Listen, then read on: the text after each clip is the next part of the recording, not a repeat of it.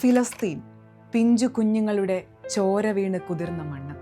പ്രതിരോധിക്കാൻ ശേഷിയില്ലാത്ത, കൈകളിൽ കളിപ്പാട്ടങ്ങൾ ഏന്തേണ്ട കൊച്ചു കുഞ്ഞുങ്ങളുടെ ശരീരങ്ങളിലേക്ക് അൾട്രാ മോഡേൺ വാർ വെപ്പൺസ് ഉപയോഗിച്ച് നടത്തുന്ന അതിക്രൂരമായ പ്രെസിഷൻ വാറാണ് ഇപ്പോൾ അവിടെ നടന്നുകൊണ്ടിരിക്കുന്നത്.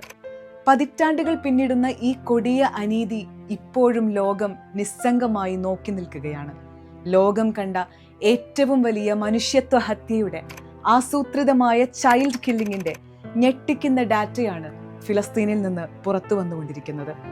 ഇസ്രായേലിന്റെ ഗസ വംശഹത്യാകാലത്ത് ഗസയിലെ എമർജൻസി മെഡിസിൻ വിഭാഗത്തിൽ ഡോക്ടറായി സേവനമനുഷ്ഠിച്ച ഡോക്ടർ മിമി സെയ്ദ് വാർ ക്രൈം അനാലിസ്റ്റ് വെസ് ബ്രൈൻഡുമായി ചേർന്ന് അടുത്തിടെ പുറത്തിറക്കിയ ഒരു പഠന റിപ്പോർട്ട് ശ്രദ്ധേയമാണ്. ഇസ്രായേലി സൈന്യം ക്വാഡ്കോപ്റ്റർ ഡ്രോണുകൾ ഉപയോഗിച്ച് ഗസയിലെ കൊച്ചു കുഞ്ഞുങ്ങളെ മാത്രമായി ലക്ഷ്യമിടുന്നു എന്നതായിരുന്നു അതിലെ സുപ്രധാന കണ്ടെത്തൽ. കഴിഞ്ഞ ഒരു മാസത്തിനിടെ മാത്രം തലയ്ക്കോ കഴുത്തിനോ നെഞ്ചിനോ വയറിനോ നേരിട്ട് വെടിയേറ്റ നിലയിൽ 18 കുഞ്ഞുങ്ങളാണ് ഡോക്ടർ സെയ്ദിന്റെ മുന്നിലെത്തിയത്. യുദ്ധത്തിനിടയിൽ രേഖപ്പെടുത്താതെ പോയ കേസുകൾ ഇതിലും എത്രയോ ഇരട്ടിയാണ് എന്ന് അദ്ദേഹം പറയുന്നു. ഏതെങ്കിലും യുദ്ധമേഖലയിൽ നിന്ന് തെറിച്ചു വീണ വെടിയുണ്ടകളോ ഷ്രാപ്നലുകളോ യാദൃശ്ചികമായി സംഭവിച്ച അപകടങ്ങളോ അല്ലായിരുന്നു അത്. കാരണം ഈ കുഞ്ഞുങ്ങളുടെ ശരീരത്തിൽ മറ്റ് പരിക്കുകളൊന്നും തന്നെ ഉണ്ടായിരുന്നില്ല. ഉന്നം തെറ്റാതെ വന്നു പതിച്ച സിംഗിൾ ഷോട്ടുകൾ മാത്രം. കൊല്ലപ്പെട്ട കുട്ടികളിൽ ഭൂരിഭാഗവും 12 വയസ്സിന് താഴെയുള്ളവരായിരുന്നു.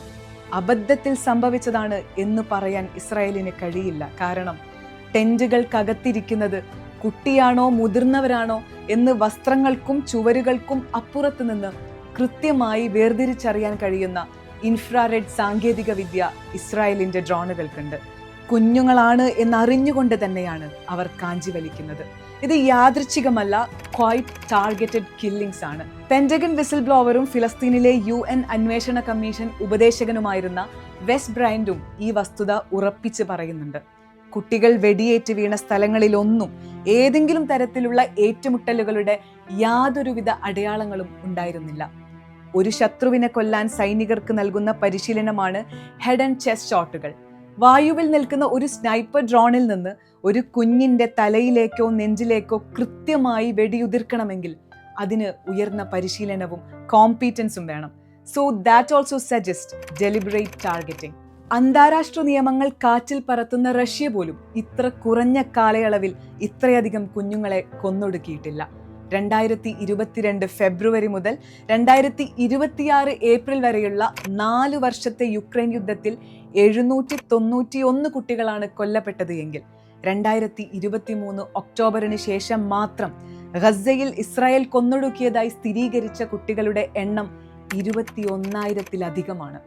കോൺക്രീറ്റ് അവശിഷ്ടങ്ങൾക്കിടയിൽ അമർന്നുപോയ, പുറം ലോകം കാണാത്ത എത്രയോ ആയിരങ്ങൾ വേറെയുമുണ്ട്. മനുഷ്യ മനസാക്ഷിയെ മരവിപ്പിക്കുന്ന ഈ ക്രൂരതയ്ക്കെതിരെ ഇങ്ങനെ കണ്ണടച്ചിരിക്കാൻ ഒരുപാട് കാലം ലോകത്തിന് കഴിയില്ല. ഫലസ്തീനികളുടെ നീതിക്കായുള്ള ശബ്ദങ്ങൾ ഇന്ന് ലോകമെമ്പാടും ഉയർന്നു കേട്ടു തുടങ്ങിയിട്ടുണ്ട്.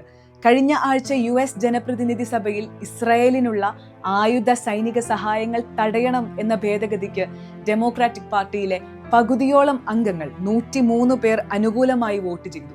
സൂപ്പർ പവറുകളുടെ രാഷ്ട്രീയ സമവാക്യങ്ങളെപ്പോലും മാറ്റിമറിക്കാൻ തക്കവണ്ണം ജനങ്ങളുടെ അമർഷം അണപൊട്ടിയൊഴുകുകയാണ്. ലോകമെമ്പാടുമുള്ള സാധാരണക്കാരുടെ പ്രതിഷേധം ഭരണാധികാരികളുടെ ഉറക്കം കെടുത്താൻ തുടങ്ങിയിരിക്കുന്നു. ഇസ്രായേലിന് നൽകുന്ന അന്ധമായ പിന്തുണയിൽ നിന്ന് ലോക നേതാക്കൾക്ക് പിന്മാറേണ്ടി വരുന്ന സാഹചര്യം ഇന്നു മുമ്പിലുണ്ട്. കഴിഞ്ഞ ആഴ്ച നടന്ന ഒരു ഇൻസിഡന്റ് കൂടെ പറയാം. ദേർ അൽ ബലാഹ് എന്ന പ്രദേശത്ത് നേരം പുലരും മുമ്പ് ഇസ്രായേൽ ഹെലികോപ്റ്ററുകൾ അബൂ ഖാസിം കുടുംബത്തിന്റെ വീടിന് നേരെ ബോംബെറിഞ്ഞു. 33 വയസ്സുള്ള ഒമർ, 32 വയസ്സുള്ള ഭാര്യ അസ്മ, അവരുടെ 6 വയസ്സുള്ള മകൾ ഹബീബ, 3 പേരും സംഭവ സ്ഥലത്ത് തന്നെ കൊല്ലപ്പെട്ടു.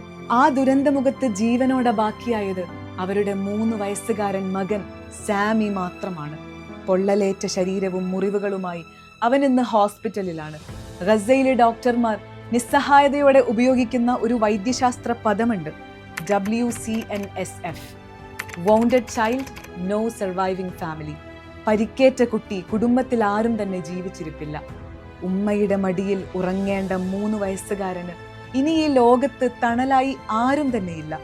അവന്റെ ഉമ്മയും ഉപ്പയും കുഞ്ഞിത്താത്തയും ഒറ്റ രാത്രി കൊണ്ട് ഇല്ലാതെയായി. ഗസയിൽ ഇന്ന് സാമിയെപ്പോലെ ആയിരക്കണക്കിന് കുഞ്ഞുങ്ങളുണ്ട്.